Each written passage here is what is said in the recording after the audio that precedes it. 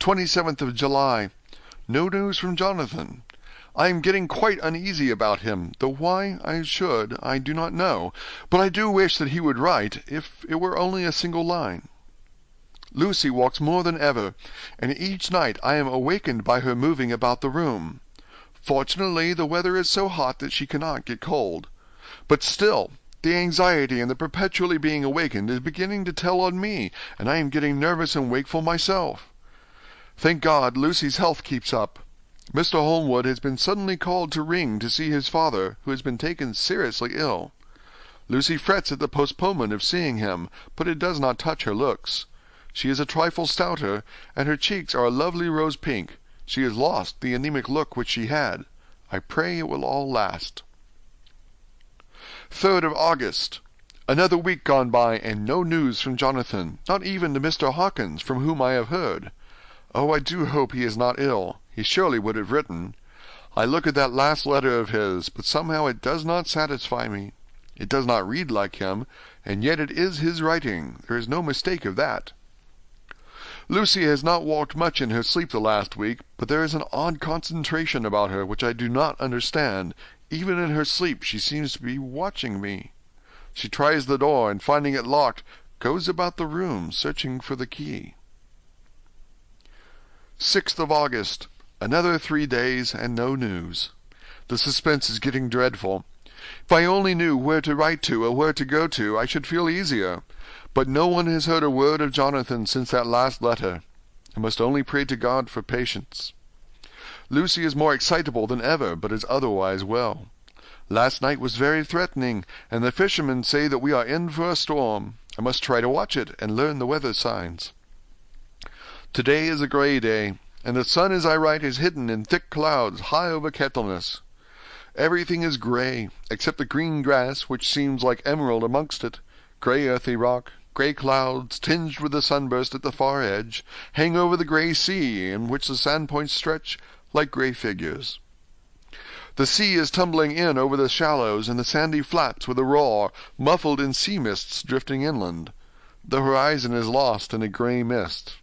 All vastness, the clouds are piled up like giant rocks, and there is a brool over the sea that sounds like some passage of doom. Dark figures are on the beach here and there, sometimes half shrouded in the mist, and seem men like trees walking. The fishing boats are racing for home, and rise and dip in the ground swell as they sweep into the harbor, bending to the scuppers. Here comes old Mr. Swales. He is making straight for me, and I can see by the way he lifts his hat that he wants to talk. I have been quite touched by the change in the poor old man. When he sat down beside me, he said in a very gentle way, "I want to say something to you, miss."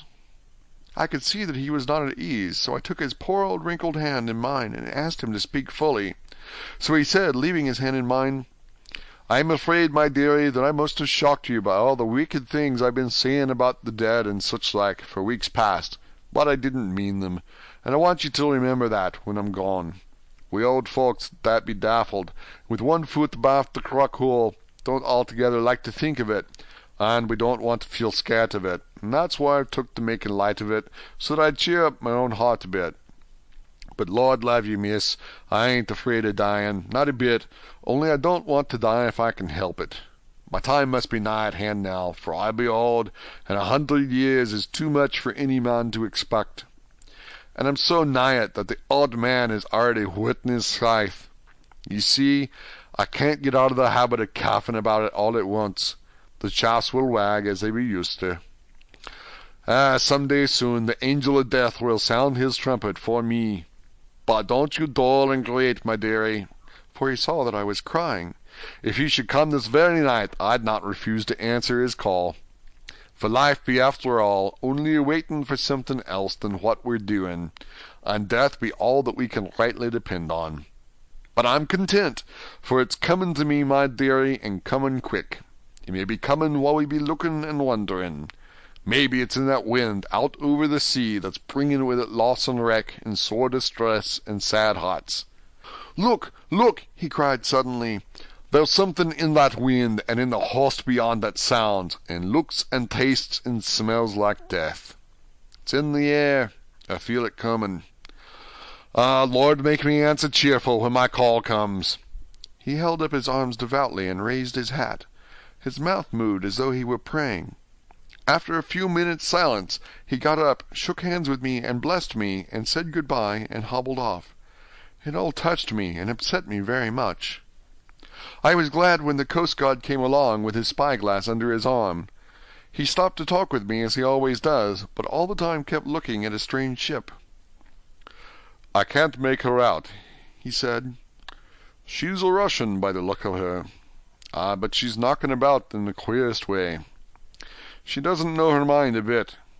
She seems to see the storm coming, but can't decide whether to run up north in the open or to put in here. Look there again. She has steered mighty strangely, for she doesn't mind the hand on the wheel, changes about with every puff of wind. We'll hear more of her before this time tomorrow."